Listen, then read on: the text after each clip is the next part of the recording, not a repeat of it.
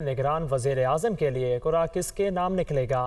اتحادیوں نے سر جوڑ لیے ہیں۔ حتمی نام کا اعلان آج متوقع ہے۔ وفاقی کابینہ کے لیے زیر غور نام بھی سامنے آ گئے ہیں۔ تفصیلات اسلام آباد سے اس رپورٹ میں دیکھتے ہیں۔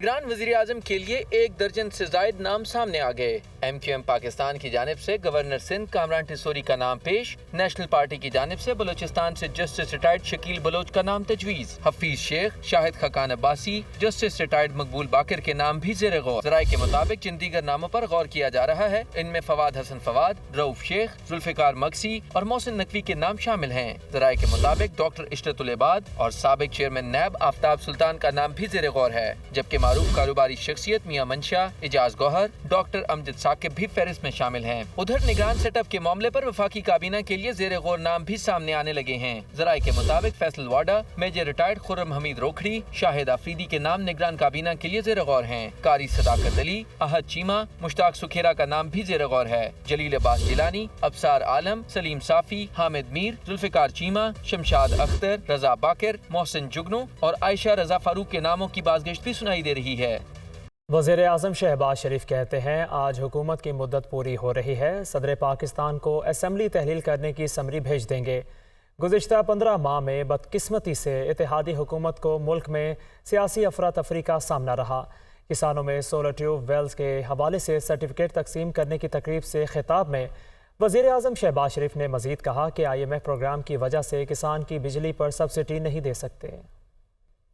ہم اپنی مدت مکمل ہونے کے بعد ہم صدر پاکستان کو میں لکھ کر بھیج دوں گا کہ اسمبلی کو تحلیل کر دیا جائے اور پھر انٹرم گورنمنٹ آئے گی۔ IMF کی شرائط کیسی ہے وہ ایک علیحدہ معاملہ ہے کہ وہ شرائط بڑی کڑی اور بڑی سخت ہے، اس میں کوئی شک نہیں، لیکن اگر IMF کا پروگرام نہ ہوتا تو پھر پاکستان ڈیفالٹ کر جاتا۔ کسان کے لیے بھی جو بجلی اس کے اوپر بھی ہم نے سبسڈی دی، IMF نے کہا کہ آپ یہ کام نہیں کر سکتے، یہ سبسڈیاں دینا بند کر دیں، انہوں نے ہمارے ہاتھ بند کر دیے۔ پھر ہم کیا کریں؟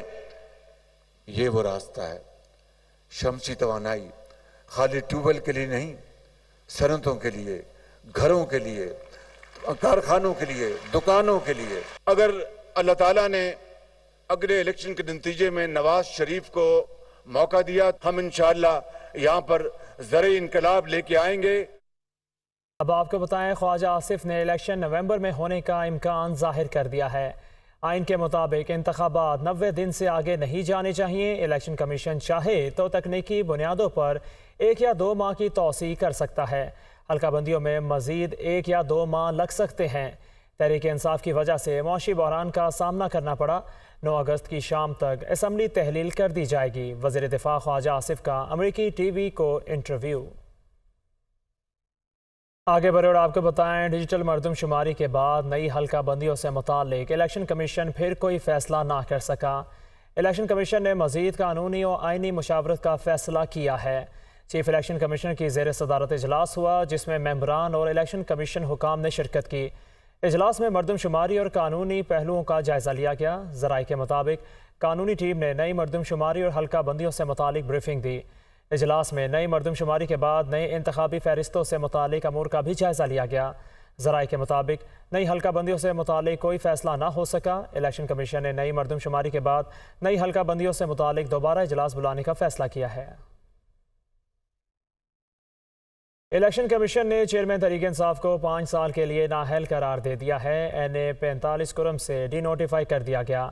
چیئرمین PTI کرپٹ پریکٹسز کے مرتکب پائے گئے ہیں۔ نوٹیفیکیشن جاری کر دیا گیا۔ اسلام آباد سے یہ رپورٹ ہے۔ الیکشن کمیشن آف پاکستان نے چیئرمین PTI کو 5 سال کے لیے نااہل قرار دے دیا۔ الیکشن کمیشن نے چیئرمین PTI کو NA 45 کرم سے ڈی نوٹیفائی کیا۔ نوٹیفیکیشن میں کہا گیا ہے کہ توشہ خانہ کیس میں چیئرمین PTI کو 3 سال سزا اور 1 لاکھ روپے جرمانہ ہوا، لہٰذا آئین کے آرٹیکل 63(1)H کے تحت چیئرمین تحریک انصاف نااہل ہو گئے۔ الیکشن کمیشن کی نوٹیفیکیشن کے مطابق چیئرمین PTI الیکشن ایکٹ کے سیکشن 167 کے تحت کرپٹ پریکٹسز کے مرتکب پائے گئے۔ خیال رہے کہ 5 اگست کو ایڈیشنل سیشن جج ہمایوں دلاور نے توشہ خانہ کیس میں چیئرمین تحریک انصاف کو 3 سال قید اور 1 لاکھ روپے جرمانے کی سزا سنائی تھی۔ عدالت کی جانب سے سزا سنائے جانے کے بعد پولیس نے چیئرمین PTI کو لاہور میں ان کی رہائش گاہ سے گرفتار کر کے اٹک جیل منتقل کیا تھا۔ حکومت کی جانب سے پیمرا ترمیمی بل واپس لینے کے خلاف صحافیوں نے قومی اسمبلی کی پریس گیلری سے واک آؤٹ کیا۔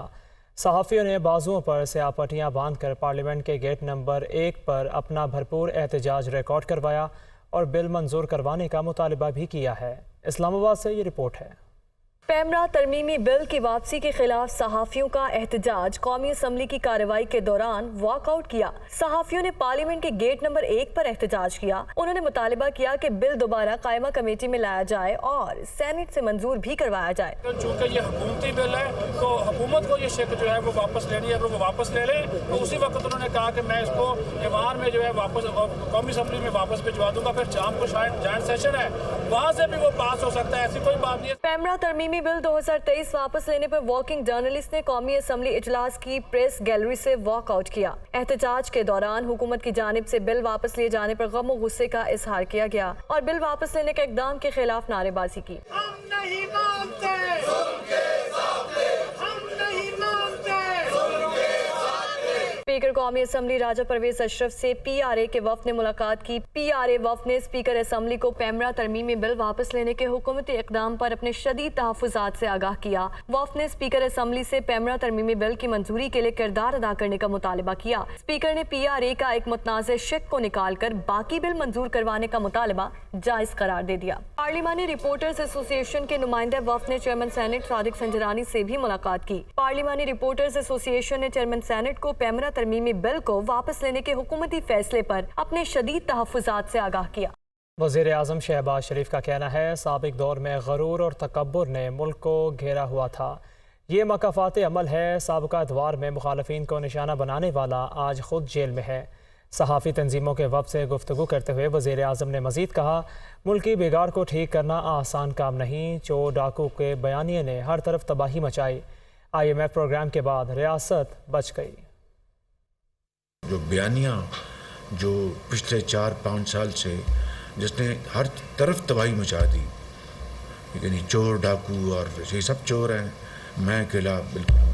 اب دیکھیں وہ جیل میں ہیں، بخدا میں اس خدائے بزرگ و برتر کو گواہ بنا کے کہتا ہوں کہ خوف آتا ہے کہ اللہ تعالیٰ ڈرنا چاہیے، برے وقت سے ڈرنا چاہیے، دشمن کو بھی اللہ تعالیٰ کو برا وقت نہ دکھائے، لیکن اس کے اوپر میں اس سے زیادہ کچھ نہیں کہہ سکتا کہ یہ مکافات عمل ہے۔ اتنا زیادہ زہر گھول دیا گیا ہے معاشرے میں کہ اس کو صاف کرنا کوئی اٹس ناٹ اے جوک، لیکن اس کے لیے نہ صرف ہمیں شعوری کوشش کرنی ہوگی بلکہ اس کے بغیر گزارا نہیں ہے بالکل۔ دوسری جانب ہزارہ ایکسپریس ٹرین سانے کی تحقیقات کا سلسلہ جاری ہے۔ وزارت ریلوے نے 6 افسران اور ملازمین کو معطل بھی کر دیا ہے۔ لاہور سے فہد امین کی رپورٹ دیکھتے ہیں۔ کراچی سے حویلیاں جانے والی ہزارہ ایکسپریس کے سرہاری کے مقام پر پٹڑی سے اترنے کی تحقیقات کا سلسلہ جاری۔ سانحے کی ابتدائی تحقیقات پر وزارت ریلوے نے 6 افسران اور ملازمین کو معطل کر دیا۔ معطل ہونے والوں میں گریڈ 18 کے 2 اور گریڈ 17 کا 1 افسر بھی شامل ہے۔ معطل ہونے والوں میں سکھر کے ڈویژنل ایگزیکٹو انجینئر حافظ بدر العارفین، نوابشاہ کے اسسٹنٹ ایگزیکٹو انجینئر مشرف مجید اور کوٹری کے پاور کنٹرولر بشیر احمد شامل۔ کراچی ڈیزل ورکشاپ کے عاطف اشفاق، شہداد پور کے پرماننٹ وے انسپیکٹر محمد عارف اور گینگ مین غلام محمد بھی معطل ہونے والوں میں شامل ہیں۔ وزارت ریلوے نے افسران کو معطل کرنے کا نوٹیفیکیشن جاری کر دیا۔ ریلوے حکام کا کہنا ہے کہ حادثے کی تحقیقات کا سلسلہ جاری ہے، ذمہ داروں کو قرار واقعی سزا دی جائے گی۔ وزیر ریلوے خواجہ سعد رفیع کا کہنا ہے کہ نوابشاہ ریلوے حادثے کی 2 وجوہات تھیں، ایک ریل ٹاپ کی خرابی اور دوسرا ایک بوگی کے 2 پہیے جام ہو گئے تھے جن کو تبدیل نہیں کیا گیا۔ قومی اسمبلی میں خطاب کرتے ہوئے سعد رفیق نے مزید کہا اگر ملک میں ریلوے کا نظام چلانا ہے تو اس پر سرمایہ کاری کرنا پڑے گی۔ 2 بنیادی وجوہات بنی ہیں، ایک ریل کے ٹکڑے کی خرابی جو ریل ٹاپ تھی، اور دوسرے ایک لوکوموٹیو جس کے 12 میں سے 2 ویل لاک تھے، اس کو الگ کرنے کی بجائے اس کو چلنے دینا اور ایک پیچ ورک کر کے چلانے کی کوشش کرنا۔ جناب ریلوے پہ انویسٹمنٹ کریں اگر اس کو چلانا ہے تو۔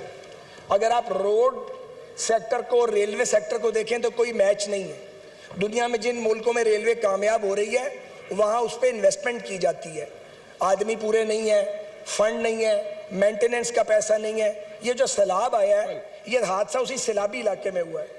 ہم نے ٹریک کو فٹ تو کر دیا ہے لیکن حقیقت یہ ہے حکومت کے پاس ایک آنا نہیں تھا ہمیں دینے کے لیے. انسانی زندگیوں کا معاملہ ہے. اگر 12-14 ارب روپے ریلوے کو دے دیے جائیں, اب یہ آنے والی حکومت کا کام ہے, یہ پیسے دے دینے چاہیے تو یہ اس ایریے کو اس قابل کر دیں گے کہ مزید سیف ہوں. ڈالر کے حوالے سے کچھ اپڈیٹ کریں کہ انٹر بینک میں ڈالر کی قدر میں 48 پیسے اضافہ ڈالر 287 روپے 91 پیسے کا ہو گیا ہے, جبکہ اوپن مارکیٹ میں ڈالر 295 روپے 50 پیسے میں فروخت ہو رہا ہے. اسٹاک مارکیٹ میں 956 پوائنٹس کی کمی ریکارڈ ہوئی ہے. انڈیکس 47,429 پوائنٹس پر بند ہوا ہے. تفصیلات اس رپورٹ میں ہیں. بروکرز کے مطابق سیاسی میدان سے اٹھنے والی مختلف خبروں اور متوقع عبوری حکومت کی مدت طول پکڑ جانے کی بازگشت کے باعث اسٹاک مارکیٹ غیر یقینی صورتحال کا شکار ہوئی. انویسٹرز نے حصص کی فروخت کو ترجیح دی, جس کی وجہ سے شیئر بازار میں 956 پوائنٹس کمی ہوئی اور انڈیکس 47,429 پوائنٹس پر بند ہوا. اس کے علاوہ انٹر بینک میں ڈالر کی قدر میں 48 پیسے اضافہ ہوا اور غیر ملکی ادائیگیوں کے زور کے باعث ڈالر 287 روپے 91 پیسے کی سطح پر آ گیا. اوپن مارکیٹ میں عوام کو امریکی کرنسی 1.5 روپے اضافے کے ساتھ 295 روپے 50 پیسے میں مل رہی ہے. سونا 600 روپے کمی سے 2,21,100 روپے تولا ہو گیا.